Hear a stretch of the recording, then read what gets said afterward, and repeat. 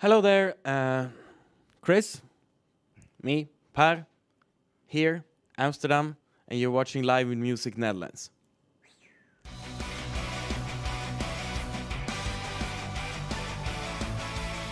Yo, what is up, guys? This is Devin. We got Vincent over there, and next to us we got Chris and Pär from Sabaton.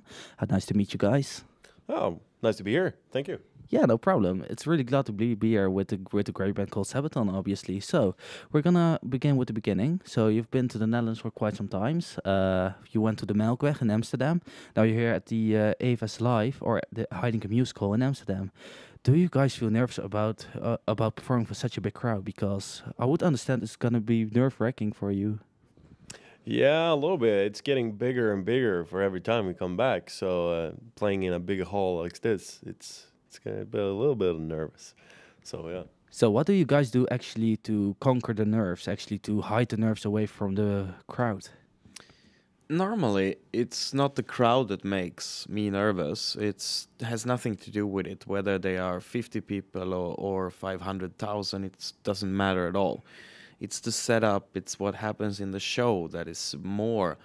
If there is circumstances that is new to us, that we have a different set list, we are trying something new, then it's more nervous. But to go on stage and do exactly the same thing we knew was working yesterday, it doesn't make me nervous at all. So, and the size of the crowd won't matter. But if we change around in a set list or we include something new which we don't know, the pyro guy comes and he says, I made some changes today, let's see if you like it, then you get a little bit nervous. What have you thought about? That kind of things can make me nervous. Like fireworks exploding when you don't expect it or something. Exactly. All right, that would scare me too. I know. I would get a heart attack or something on stage. Is there any big difference between what you do on the big shows and the small shows? Yeah, there's quite a lot of differences, of course, because we are limited to what the venue allows us to use, stage size and sound limits, and there is a lot of regulations every here and there. And even today we have a very beautiful, one of the most nicest venues on the whole tour, but today they forbid us to use most of our pyrotechnical stuff. So that's a little sad. We don't know why. We only got a no from the authorities that we were not allowed to use. We came to the stage for sound check, and I just saw that most of the stuff were not there, and the pyro guy said we're not allowed to use it today. Of course, we do as much as we can, but this is out of our hands. But it will still be a cool show for people.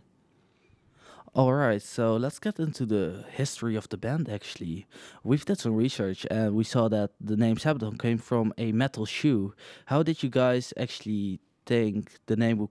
How did you guys name the band? Is it because of the metal shoe, or is it because of something else?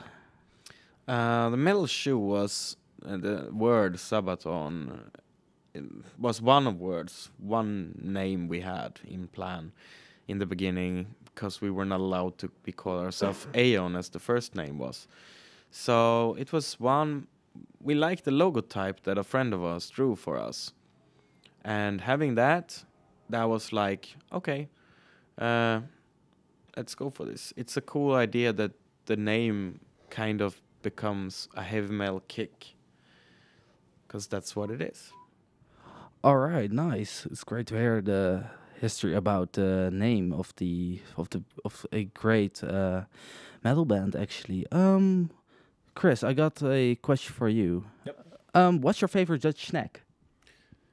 Favorite snack From the Netherlands. from the Netherlands? Sure, everybody wants you to say the cookie. Yeah. That was the first thing that came up in my head. I can't remember the name of them though. I think that's one. Yeah, they're really good. Yeah, the with the caramel and then the yeah. Exactly. That was Yeah, I love those too. Do you like the wooden shoes too? It's not a Dutch snack, but Yeah, I've tried it, but it's good. no, you tried it. Nice. All right. Okay, we're gonna pass the mic to Vinny now. So, Chris, what was your biggest inspiration guitar-wise? Guitar-wise, I was actually Adrian Smith from Iron Maiden. I mean, I think I was 6 years old, and I was at my friend's place, and he got this CD from his older cousin, which was Power Slave with Iron Maiden, and he started playing it, and I was like, oh, this is too heavy for me because I grew up listening to Duran Duran and Michael Jackson and stuff. So, but then I heard the guitar solo from Aces High, and I was like hooked. So like, wow, this is so cool. So I ran back to my parents' place, and I asked them to get me a guitar for my 7th birthday, and I got a guitar, and I've been playing guitar ever since. And Pär, what was your biggest inspiration? I was really never inspired by any bass player. I was inspired by front persons with a lot of energy. Sebastian Bach and Dee Schneider, those ones, they came with an attitude and like a huge energy, which was the kind of attraction I was attracted to with the whole heavy metal genre, and later Metallica and stuff, because they came with such a powerful thing. I really loved it, but I was never really interested in, oh, this guy is greatest bass player on the earth. I look at people, oh, they're entertaining, they're lots of energy. This is what I like. Alrighty, so we got the history questions of the band and the favorite Dutch snack, obviously from Chris. But what's your favorite Dutch snack? Dutch girls. Oh, always not Swedish girls, because we love the Swedish girls, obviously. Yeah, we too. All right, that is good, that is good. So we actually got some fan questions in from our fans from the Sabaton community and our Babymetal community, which we're a part of too. We're for. So let's get into the first question from the first Sabaton fan member. What would you guys do if you weren't in Sabaton? I'm gonna pass the mic first to Chris, and then you're gonna pass it to. So if we weren't in Sabaton, what I would be able to do then? I think I would be a designer, because I love to draw stuff, and I design a lot of stuff for Sabaton as well. And yeah, I would probably go that direction. Sweet. Yeah, it's nice. Nice to sit and draw, and you get a lot of free spare time when you're on tour. So you can just sit down and draw stuff. It's cool. Nice. And Pär, what would you do if you weren't in Sabaton? I think I would be in an army, even though I hate killing, but I would enjoy that idea. In a lot of ways, it would remind about what we are currently doing. You live close to each other, depending on each other, traveling together, living together, and yeah. So, and I like that idea. Or a sailor. Ooh, the sailor idea sounds nice, but the army idea sounds really interesting too, from your point. All right, so we got one question from the Babymetal community. Do you guys know Babymetal? Yeah, we played same festivals a lot of times, and really nice girls. Yeah, they're super like this, like this. Oh, like, fucking hell, you guys are great. They're like, so it's really good to see them live. Fucking a lot of energy, and yeah.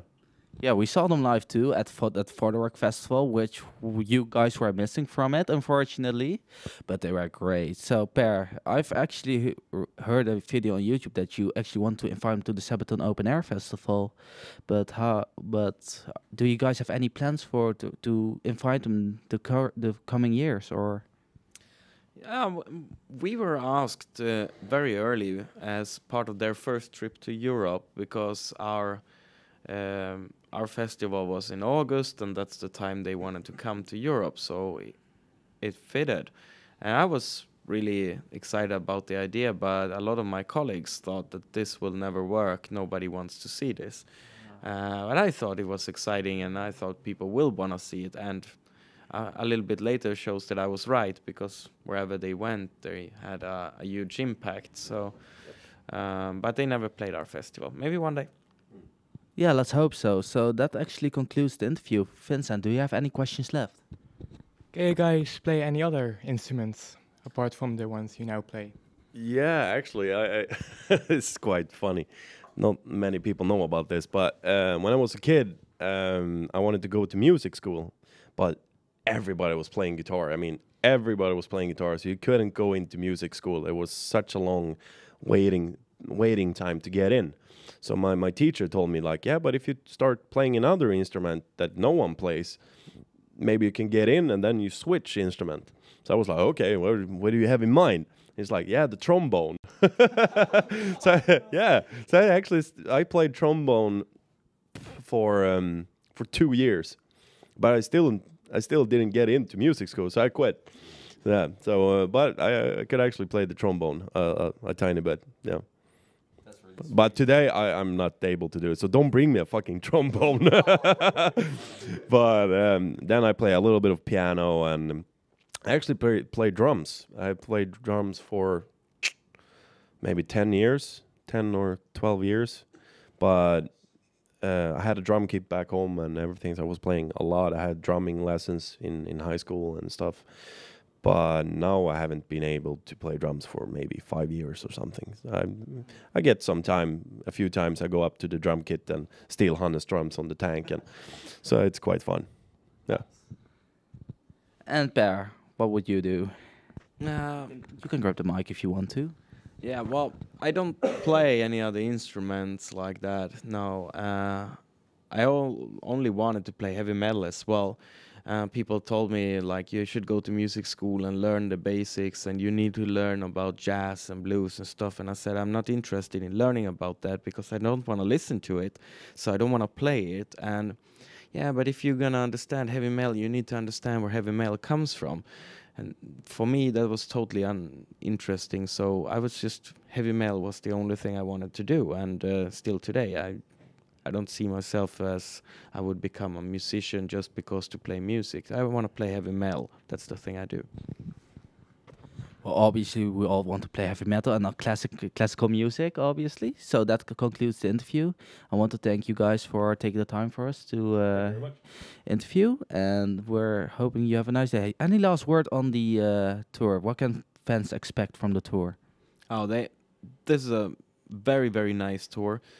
Everywhere we have gone, fans, journalists, and people who come to the shows, they say it's an amazing night, 3 great bands, all sounding great, looking great. It's the biggest production we ever brought on tour. It's a fantastic night for the people who come, so people should not miss this. I actually agree. And Chris, do you have something to say about the tour? I think he actually said it all, but you have to come and check it out. It's pretty cool. We've got a lot of new stuff on the stage, and yeah, a few surprises. Ooh, the few surprise sounds interesting. Hopefully tonight Joachim is gonna pull his pants on his head again in the Netherlands. We are gonna do that. That concludes the interview. This is Devin and Vincent from Live in Music, and we're all hoping you have a nice day. Goodbye.